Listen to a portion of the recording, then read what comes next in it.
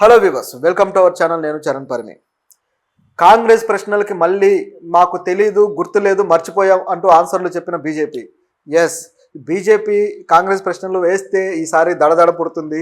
అసలు పార్లమెంట్లో రాహుల్ గాంధీ ఏది అడిగినా సరే తెల్లమొహం వేస్తున్నారు బీజేపీ నాయకులు. ఇప్పటిదాకా బీజేపీ ఎదుర్కొని సమస్య ఇప్పుడు ఎదుర్కొంటున్నారనమాట. ఇంత బలమైన ప్రతిపక్షాన్ని ఎదుర్కోవడం ఈసారి అయితే బీజేపీకి కష్టంగానే ఉంది. సో ఈ బీజేపీ ప్రభుత్వం, మోడీ ప్రభుత్వం ఈసారి రాహుల్ గాంధీ పార్లమెంట్లో అడిగిన ప్రశ్నలకి అసలు వాళ్ళకి ఏం సమాధానాలు చెప్పాలో అర్థం కాలేదు. వాళ్ళ మంత్రులు తెల్లమొహం వేశారు. ఇక రాహుల్ గాంధీ అయితే దాదాపు తన ప్రశ్నలతోటి మోడీని ఉతికారేశాడు. అయితే ఏం అడిగాడు, ఏం సమాధానం ఇచ్చారనేది చూస్తే మనకు ఆల్రెడీ ఒక సినిమాలో ఉన్నట్టుగా డైలాగ్ తెలీదు, గుర్తులేదు, మర్చిపోయా, ఎగ్జాక్ట్గా ఇదే విధమైన మాటలతోటి వీళ్ళు ఆన్సర్లు చెప్పడం జరిగింది. సో అదేంటో చూద్దాం. రాహుల్ గాంధీ మొదట ఏమడిగాడంటే, నీట్కి సంబంధించి ఇప్పుడు నీట్ స్కామ్ ఉంది కదా. సో ఎంతో లక్షల మంది విద్యార్థులు డాక్టర్లు కావాలని రాస్తున్న ఎగ్జామ్ అది. సో వాళ్ళు క్వాలిఫై అయితే వాళ్ళకి డాక్టర్గా మెడిసిన్ జాయిన్ అవ్వడానికి కానీ దీని అన్నిటికీ కూడా పనికొచ్చే ఆ ఎగ్జాము 22 లక్షల మంది దేశంలో రాశారు. సో ఇంతమందికి సంబంధించిన ఆ నీట్ ఎగ్జామ్లో స్కామ్ జరిగింది. ఆ స్కామ్లో అనేక మంది సూత్రధారులను కూడా కొంతమంది అరెస్ట్ చేశారు, కొంతమందిని ఇంకా పట్టుకోవాల్సి ఉంది. ఎంతో విచారణ జరుగుతుంది. విద్యార్థులు రోడ్ల మీదకి వచ్చి చాలా ఆందోళన పడ్డారు.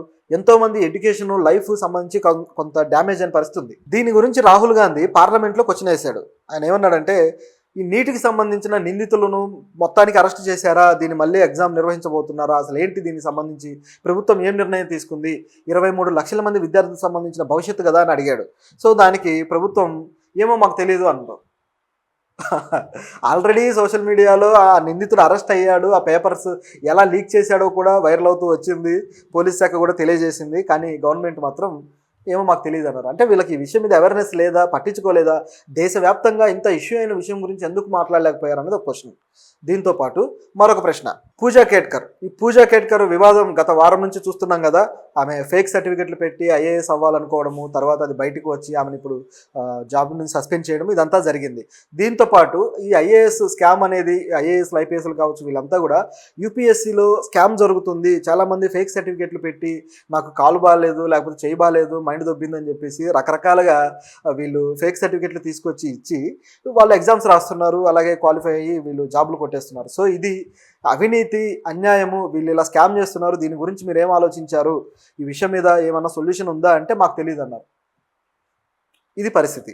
ఆల్రెడీ పూజా కేట్కర్ మీద సస్పెండ్ చేయడం జరిగింది, చర్యలు తీసుకుంటూ ఉన్నారు. కానీ ఎక్కడ దీని గురించి మళ్ళీ రచ్చ అవుతుందో అని జాగ్రత్త పడడం కోసం మాకు తెలియదని సింపుల్గా చెప్పారు. మోడీకి ఉన్న అలవాటు ఏంటంటే, ఏదైనా ఒక వివాదం ఉంది లేదా ఏదైనా ఒక ప్రాబ్లం ఉంది, అది ప్రతిపక్షాలు కానీ లేకపోతే ప్రజలు కానీ ఎవరైనా అడ్రస్ చేస్తే దాని గురించి, దానికి సంబంధించి ఆయన ఆన్సర్ చెప్పడు, నిశ్శబ్దంగా ఉంటాడు, ఏమాత్రం మాట్లాడు. సో ఆయన్ని ఒక విధంగా మౌనముని అని చెప్పేసి ఆయన్నే అనొచ్చు. గతంలో మాజీ ప్రధానమంత్రి అనేవాళ్ళు, నిజానికైతే వీళ్ళనే అనొచ్చు. ఎందుకంటే సమస్యల విషయంలో రియాక్ట్ అవ్వరు, ఒట్టిగా మాత్రం అవాకులు చవాకులు పేలుతూ ఉంటారు. ఇది వీళ్ళ స్టైల్. ఇక్కడ కూడా చూస్తే అదే విధంగా కనబడుతుంది. దీంతోపాటు మరో క్వశ్చన్ కూడా వేశాడు.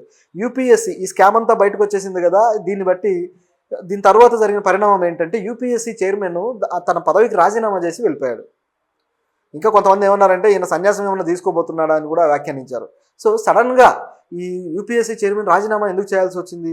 ఈ స్కాములు బయటకు వస్తే దాని మీద కమిటీ వేయండి అని ఆయనే ఆర్డర్స్ ఇస్తే అయిపోద్ది కదా.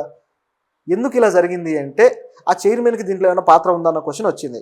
సో దీన్నే ఆధారం చేసుకుని యూపీఎస్సీ చైర్మన్ రాజీనామా చేశాడు కదా, దీని మీద మీ ఉద్దేశం ఏంటి, ఎందుకు చేశాడు అని అడిగితే మాకు తెలియదు, సింపుల్గా మాకు తెలియదు అనేసారు.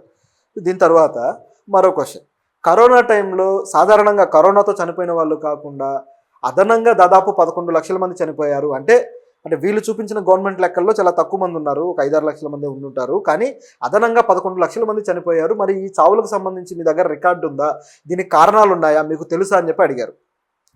దానికి కూడా మాకు తెలియదు, మీ దగ్గర ఏమన్నా ఉంటే ఆధారం మాకు ఇవ్వండి, మేము పరిశీలిస్తామన్నారు.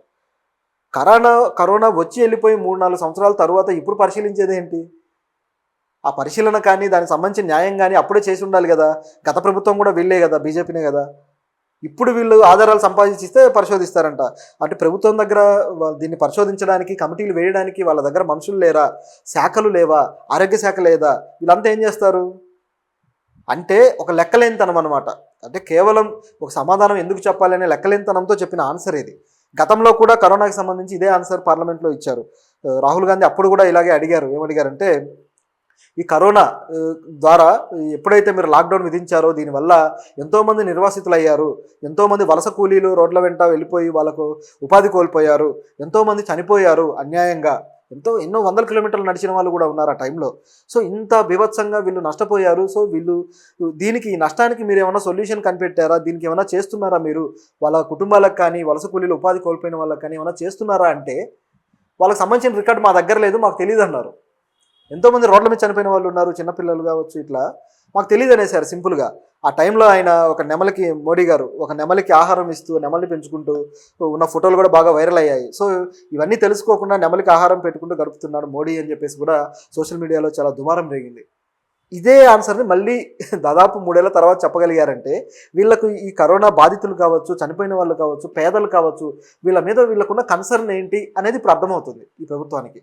సో ఇదిలా ఉంది. దీంతో పాటు మరొక క్వశ్చన్ కూడా అడిగారనమాట.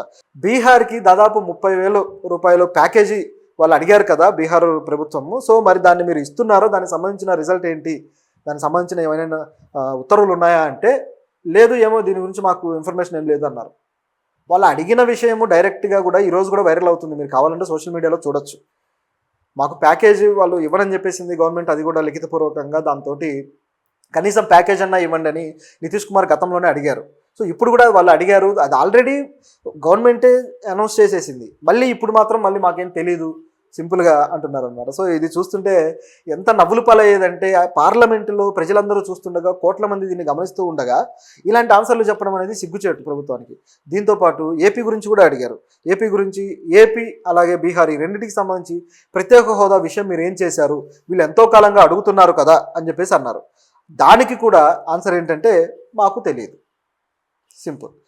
సో తెలీదు, గుర్తులేదు, మర్చిపోయా అన్న జోక్ ఒక డైలాగ్ ఉంది కదా, అదే ఆన్సర్ వీళ్ళు చెప్తూ వచ్చారు. సో దీనికి వీళ్ళని ఏమనాలో అర్థం కాలేదు. దీని తర్వాత చివరిగా మరో ప్రశ్న, ఇక రాహుల్ గాంధీకి చిరెత్తుకు వచ్చినట్టుంది.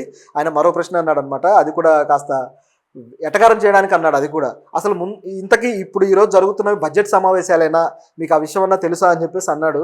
సో దానికి అప్పుడు మాత్రం రియాక్ట్ అయ్యారు, ఎందుకంటే ఇవన్నీ సమాధానాలు చెప్పాల్సిన అక్కర్లేదు, ఇప్పుడైతే చెప్పడానికి రెడీగా ఉన్నారు అనమాట.